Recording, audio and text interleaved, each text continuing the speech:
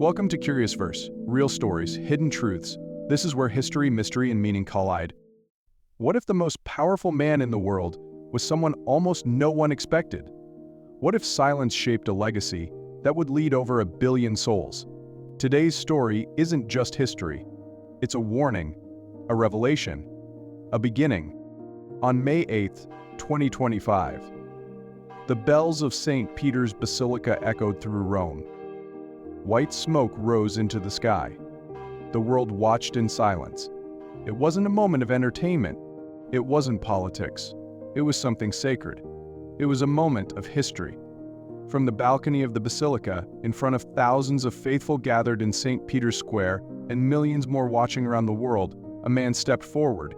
Until days earlier, he was almost unknown to the public. His birth name was Robert Francis Prevost. But from this moment on, he would be known as Pope Leo XIV. Robert Francis Prevost was born on September 14, 1955, in the working-class neighborhoods of Chicago, Illinois. His home was small, but it overflowed with warmth, discipline, and deep Catholic faith. His father, Louis Marius Prevost, was a dedicated educator, a school principal, and later a superintendent, a quiet man who led by example through structure, wisdom, and service. His mother, Mildred Agnes Martinez Prevost, was a librarian. The daughter of Creole and Spanish-speaking ancestors from New Orleans, she taught children not only how to read, but how to seek meaning.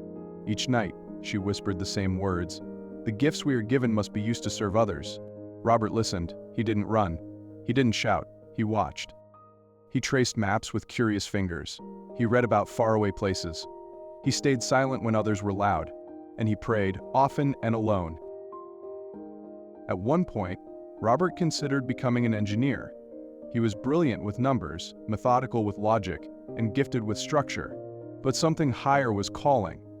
A quiet pull deep in his soul, leading him not toward machines, but toward people, toward purpose. He prayed. He reflected. He listened. And in 1977, at just 22 years old, he made his choice. Robert officially entered the Order of St. Augustine. The decision was firm. But his future was still unwritten. He would soon discover that God's path for him would stretch far beyond the familiar streets of Chicago. Just 4 years later, he was sent across borders to a place filled with struggle, hope, and contradiction: Peru. In the early 1980s, Peru was a nation caught between beauty and crisis.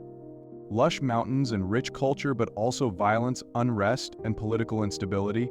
Robert didn't arrive as a tourist. He came as a servant, a learner, a brother.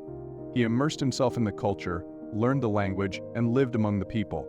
He didn't preach from pulpits. He listened on dirt roads. He didn't arrive with answers. He walked with those who had questions.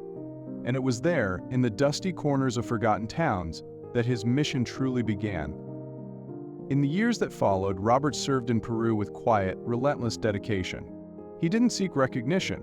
He sought transformation. He visited remote communities. He heard confessions beneath trees.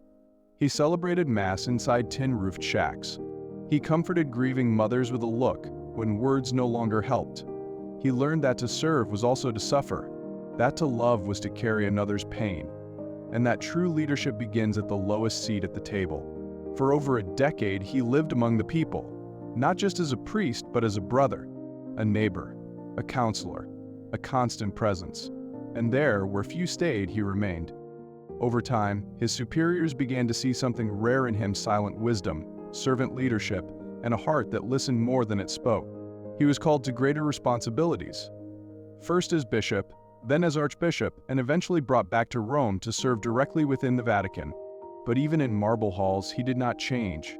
He still walked slowly, listened more than he answered, prayed before he acted, and held close in his heart the simple faces he met in the mountains of Peru. Robert never sought greatness. It found him in silence, in service, and in a life rooted in quiet faith. Today, he is Pope. But his story is not just about a title. It is made of dust-covered roads, whispered prayers, and humble choices that shaped an obedient heart. In our next episode, From Chicago to the Vatican, the road to the conclave will explore his return to Rome, and the unexpected path that led to his name being chosen to lead the Church in one of the most difficult times in history. If this story moved you, subscribe to the channel, turn on the bell, and share this video with someone you care about. Because some journeys don't begin at the top, but deep within the soul.